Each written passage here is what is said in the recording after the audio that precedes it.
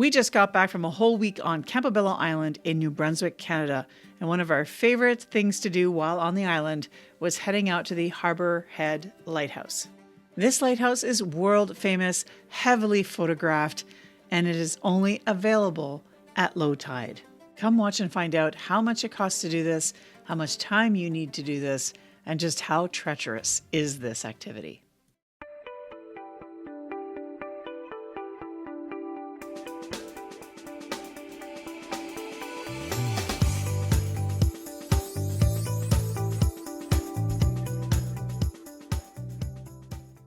Once on Campobello Island, the way to get to this lighthouse is at the end of Lighthouse Road, which will bring you to the northernmost tip of the island. Once parked in the lot, you're going to want to head over to the shed to the left where staff are there to collect the fees for this experience. You can see the fees here on the sign.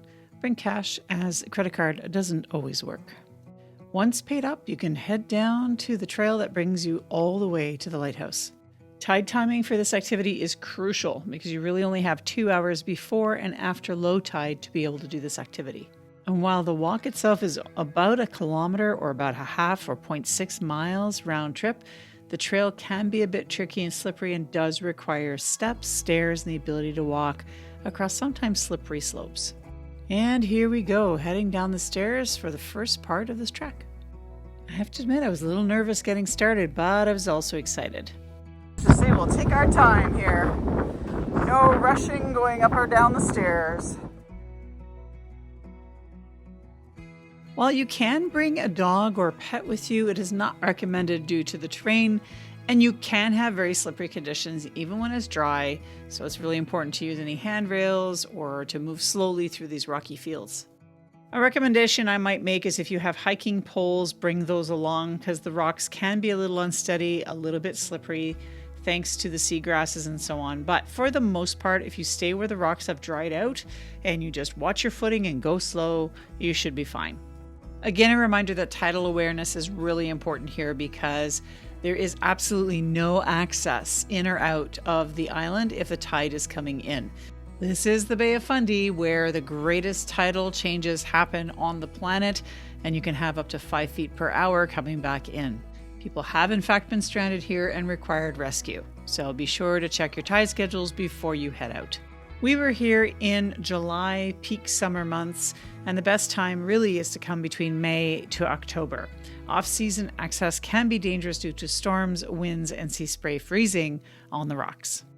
We all just wore our running shoes on this day, and we found that to be perfectly acceptable. But if you want to wear hiking shoes or some kind of water shoe that you know you can navigate stony territory, then do that. But the main thing is to be comfortable.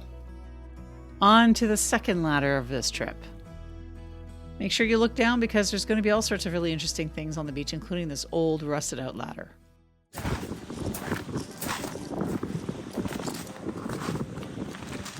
Alright, let's take a look here. This looks like something out of Pirates of the Caribbean with the algae kind of hanging off here. If you're afraid of heights, these stairs will test you just a little bit.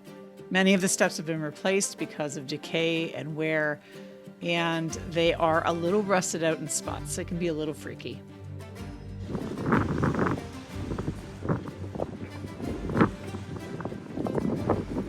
Just don't look down, whatever you do. Watch, this one here is quite rusty. Yeah, we're good. We're almost there. Once you get to the top, it's actually really neat because you start to get a sense of the views that you can have on the tops of these little islands. This is a top nature watching point, so you're going to want to bring binoculars because you might see humpback, minke whales, porpoises, seals, eagles, etc. All right, up the second set, now up to the third set of stairs. On this really blustery day, when you got to the top of this little island, it was a little bit unnerving because you kind of felt like you were going to get tossed off your feet. But the path, as you can see, is not that bad. A few rocks you got to navigate through, but overall, pretty easy walk. And can we appreciate all of the wildflowers that are out in mid-July on these islands? It was absolutely stunning. Then we came to this really cute bridge to cross between islands. It was really windy, and although I have a slight fear of heights, this isn't too high up for me to tolerate, but it was the wind that mostly was getting to me on this particular day. Woo!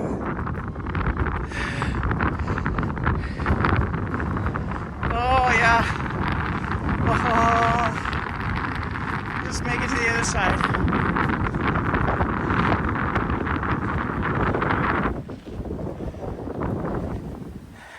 So again, there's more walking on the grassy pathway here from one side of this little island to the other.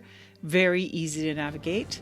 Long grasses, beautiful wildflowers on this location. Loved it. But you don't have to worry about things like deer ticks on this island because there are no deer on this island. So there's 0 ticks to worry about as you navigate this space. And as you get closer to the edge of this island, you start to see the lighthouse come into view. Oh, it's really nice up here. What a nice view. Holy cow, bunga.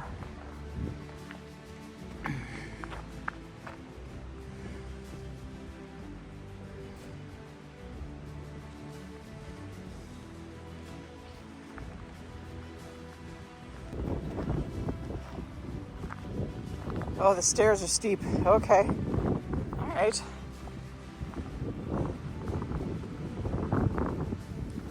I am going to get a picture from here though, because this is a pretty good spot right here. This is a great spot for that postcard level picture. Take your time and get a few good ones here.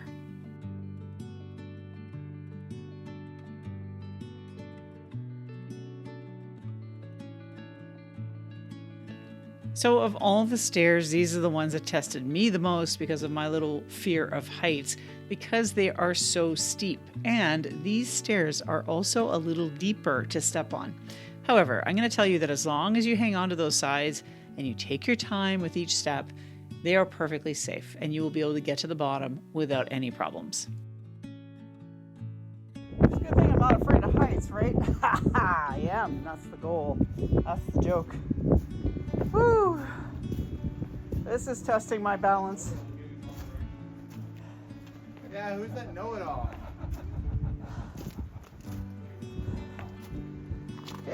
He's just trying to be helpful.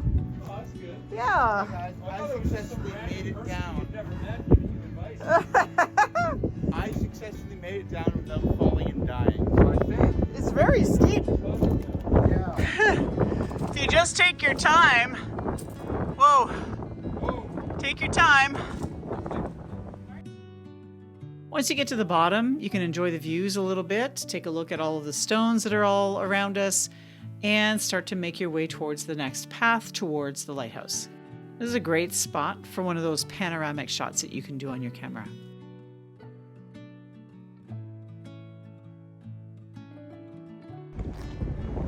It is bloody gorgeous here though, holy cow. Listen to the wind.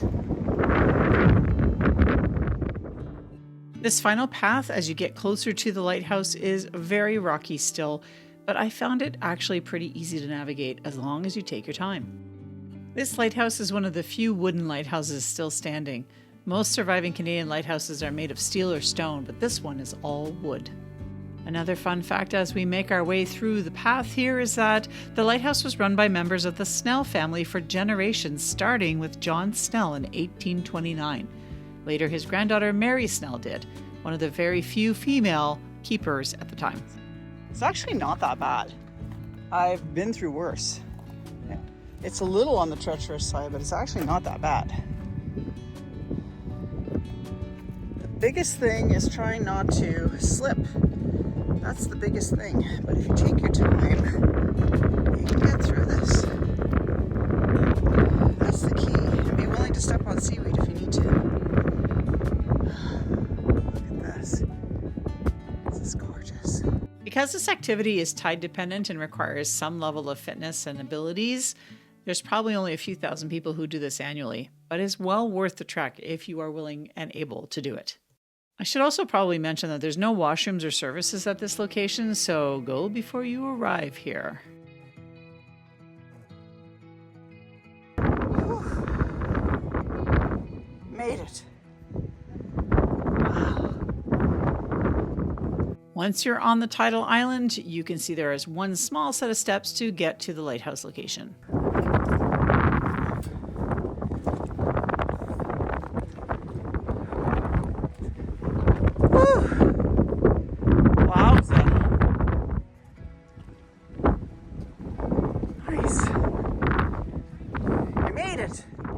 From here you can really get a sense of the views, and just before we arrived there was a whale watching tour boat looking at minke whales in this location.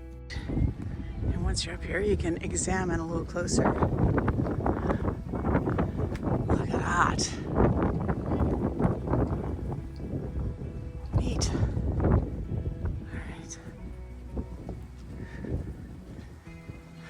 Now, due to our timing of visit and our choice, we opted out of the guided visit, but you can pay an extra $10 whether at the beginning of this trek or here locally there is a staff on site to pay an extra $10 to view the lightkeeper's house.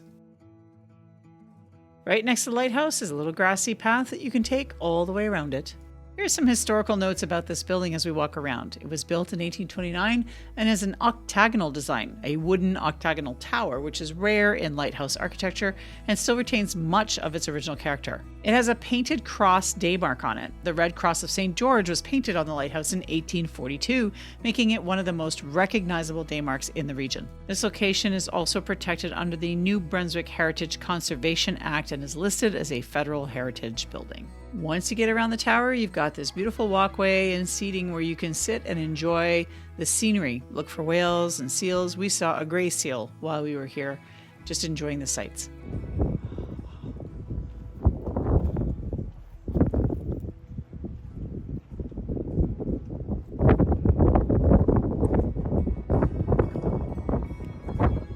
Spent quite a bit of time here and on that cement platform just taking in the sights and looking for whales. No luck for us on this day. It would start automatically at any time. We don't have to worry about that today. There's no fog. I wouldn't want to be standing right here when it goes off though. While unmanned, we did hear this foghorn go off when it was a foggy day earlier. Today, on this day, we didn't have to worry about that. There are a number of whale tour operators on the island, and as you can see, here's a tour operator taking a group out looking for whales. Earlier, there were minke whales in this area, but you can also see in the summer months finback, humpback, and even the rare northern right whale if you're lucky from late June to October. Once we were done taking in the ocean views, we started to make our way back. But we took our time and enjoyed the views along the way.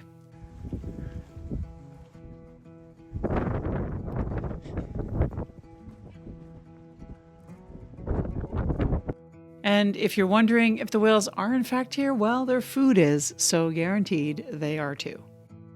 High five, dude. You made it. High five. Where's J-Man?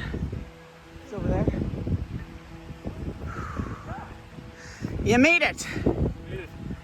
We did it. High five. Yeah. If you're ever lucky enough to visit Campobello Island, time your tide just right and make the crossing to this Head Harbour Light. It's not the easiest place to reach, but it's part of what makes it unforgettable. The walk is more than just a stroll. It's a moderate trek across seaweed and covered rocks and wooden bridges.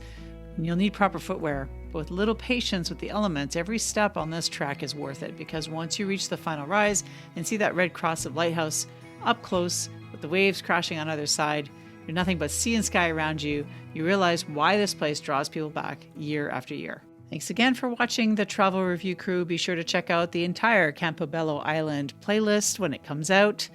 See you on the next adventure.